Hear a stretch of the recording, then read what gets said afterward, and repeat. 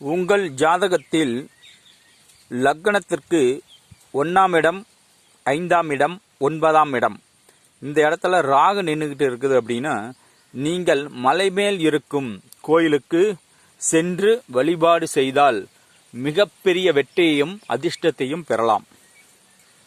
அதே மாதிரி 1, 5, 9ல் ராகு நின்று ராகு திசை நடந்தால் அதுவும் உங்களுக்கு மிகப்பெரிய அதிர்ஷ்டத்தை கொடுக்கும்.